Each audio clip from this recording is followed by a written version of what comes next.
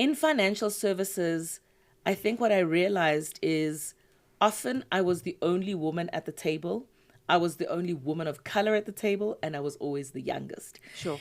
And in those contexts, women are often in support services. So the woman is the finance or the HR or the marketing, and the people who do the front office pieces in terms of investment banking or private banking, etc., are white males. And so being raised by this phenomenal black woman who told me that I could be in any context, which allowed me to find myself into that space, I was just inspired to do my PhD around women in the workplace. So I did it through UJ, and I did a study on understanding women in executive positions. What were their stories? How did they get to where they were? So I interviewed 10 women at the C-suite level. And then I did a survey as well to understand how do other people perceive them and what are the different characteristics that are attributed to black women versus women versus white males. And so trying to compare what are the attributes that are given to black women versus other individuals.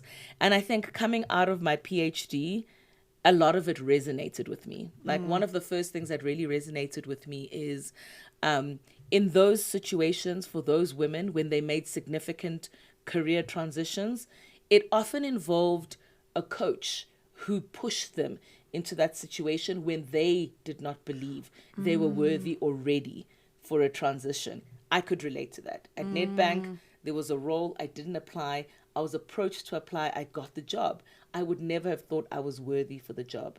Second thing is that although there were so few black women in senior positions, they didn't network with each other or know each other very well. Sure. So again, just how powerful networking is, which men do really well, networking and creating opportunities for themselves. How do we as women use that as our superpower to create more opportunities? Absolutely. And then being the only one in a senior role and a lot of pressure to be able to mentor and develop others, people take it in different ways. Some work extra hard to make sure that they're pulling other young women up so that there's more diversity.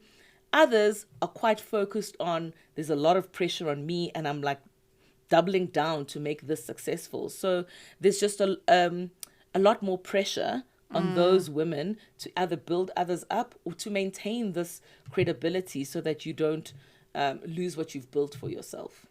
I find that very interesting because I've also heard a lot, and I really want to get to also to, you know, the journey and the 10 months that really shaped up your life.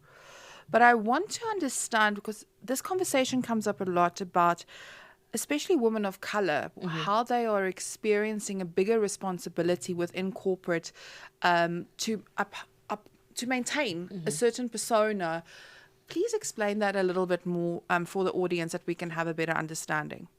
I think the challenge is finding yourself in a position where you are the only black woman. You face the dichotomy of people questioning if you're really worthy to be in that position, right, or if you're window dressing. And then when you're in the position, you've got to work doubly hard to prove your credibility and worth. You have your own questions about your own worthiness, but you also have to dispute or dispel other people's perceptions of yourself. And then I guess there are people who are looking at you like, are you a team player? Are you pulling other women up? Are you creating other opportunities?